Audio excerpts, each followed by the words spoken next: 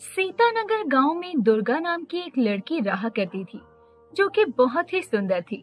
लेकिन उसके माँ बाप बहुत गरीब थे, इसीलिए वो उसे ज्यादा पढ़ा लिखा नहीं पाए थे।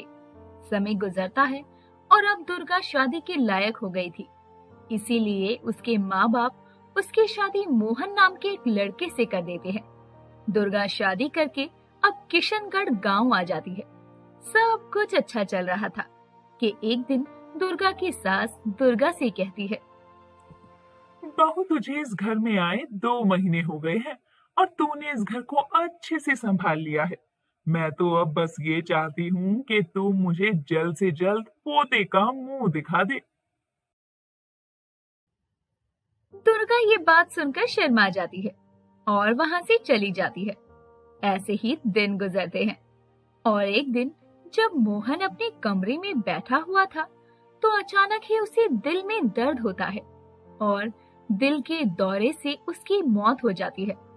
हर कोई हैरान था कि अचानक उसे हार्ट अटैक आया कैसे। अब दुर्गा की जिंदगी वीरान हो चुकी थी। जो सास उसे बहुत प्यार करती थी, अब उससे बात बात पर लड़ा करती और उसे ताने देने लगी थी। समय गुजरता है और छोटी होली का दिन आता है और दुर्गा की सास दुर्गा से कहती है, सुन बहू, मैं छोटी होली की पूजा के लिए जा रही हूँ। तू घर पर ही रहना और अंदर से दरवाजा बंद कर ले। पहले ही तू मेरे बेटे को खा गई और अब मेरे घर की इज्जत को जरा बचा कर रख। माँ जी, आप मुझे हर समय ताना क्यों देती रहती हैं? मुझे भी मेरे पति के चले जाने का उतना ही दुख है जितना कि आपको है।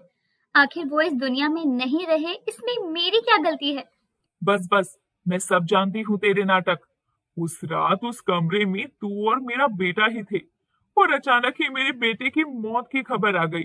जरूर तू ही उसे खा गई डायन। दुर्गा की सास ये बोलकर चली जाती है और दुर्गा रोती रह जाती है। दुर्गा की जिंदगी बेरंग हो चुकी थी। उसके पास अपनी सफेद कोरी साड़ी के सिवाय कुछ नहीं था, जिसमें वो अपना गुजर बसर कर भी रही थी। वहीं दूसरी तरफ गांव में रहने वाले कालू और काकू एक दूसरे से बात करते हुए कहते हैं, यार, उस दुर्गा भाभी की इस बार पहली होली है और मोहन उसे विधवा बनाकर चला गया। मैं तो कहता हूँ यही सही मौका है होली के बहाने विधवा बहू की सफेद होली को रंगीन बनाने का। पर यार, उसकी बूढ़ी सास का क्या करें? वो तो अपनी बहू के आसपास किसी को भटकने तक नहीं देती। अरे, जब विधवा भाभी से होली खेलनी है तो थोड़ा जोखिम तो उठाना ही पड़ेगा ना। तू फिक्र मत कर, तेरा भाई सब संभाल लेगा। कालू और काकू मिलकर ये प्लान बना लेते हैं, लेकिन वो दोनों इस बात से अनजान थे कि उसी गांव का एक लड़का किशन ये सब कुछ सुन रहा था, जो मन ही मन दुर्गा को बहुत पसंद किया करता था। लेकिन समाज के रीति रिवाजों और बेड़ियों की वजह से उसने अपने दिल के जज्बात जाहिर नहीं किए थे। जिसके बाद दिन गुजरता है और अगला दिन होली का था और कालू और काकू मिलकर दुर्गा के घर जाते हैं और दुर्गा की सास को कहते हैं, हैप्पी होली काकी जी, वो माँ ने आपके लिए गुजिया भेजी है, आप खा लीजिए। अरे वाह, तेरी माँ जो कभी किसी को फ्री में बुखार भी ना दे, आज उसने मेरे लिए गुजिया भेजी है। क्या आंटी जी, आप भी बातों को ऐसे खींचती हैं जैसे लगता है सीआईडी का एपिसोड देख रही हूँ। ये गुलाल लेके आए हैं, आप जल्दी से लगा लीजिए, फिर हम दुर्गा भाभी को भी लगा देंगे। बेशरम, तुझे शर्म नहीं है? मेरी विधवा बहू है और विधवा औरतें होली नहीं खेलती।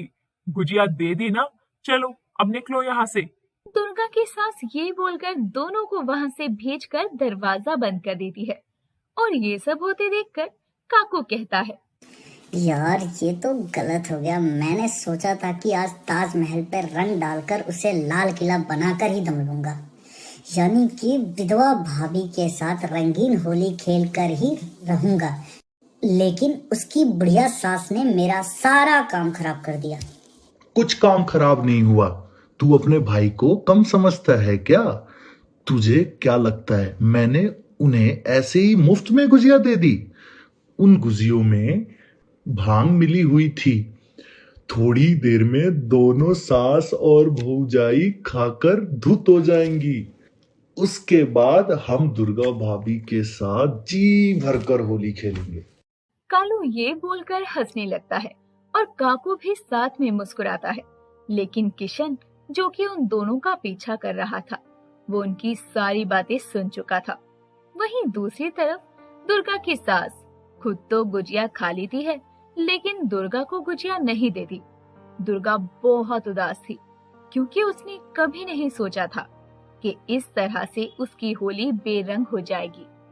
थोड़े समय बाद दुर्गा की सास भांग के नशे की वजह से बेसुध सी हो जाती है, जिसके थोड़ी देर बाद ही दुर्गा के घर का दरवाजा बजता है। और जैसे ही दुर्गा दरवाजा खोलती है, वैसे ही कालू और काकू जबरदस्ती उसके घर में घुस आते हैं और उसके साथ छेड़खानी करने की कोशिश करते हैं। दुर्गा अपने आप को बचाने की बहुत कोशिश करती है, और जैसे ही कालू उसे रंग लगाने को होता है, किशन आकर उसका हाथ पकड़ लेता है और कालू और काकू को खूब मारकर उन्हें घर से भगा देता है। ये सब होते देखकर दुर्गा कहती है, शुक्रिया किशन, तुमने आज मेरी लाज रख ली। कोई बात नहीं दुर्गा, वो तो मैंने इन दोनों बदमाशों को बात करते हुए सुन लिया, तो मैं तुम्हारी तुरंत मदद करने आ गया। अरे, तुम्हें तो बहुत चोट आई है। आओ तुम बैठो, मैं तुम्हारे लिए चाय बना कर लाती हूँ। इसी बहाने तुमसे थोड़ी बातें करूंगी तो मेरा मन भी हल्का हो जाएगा।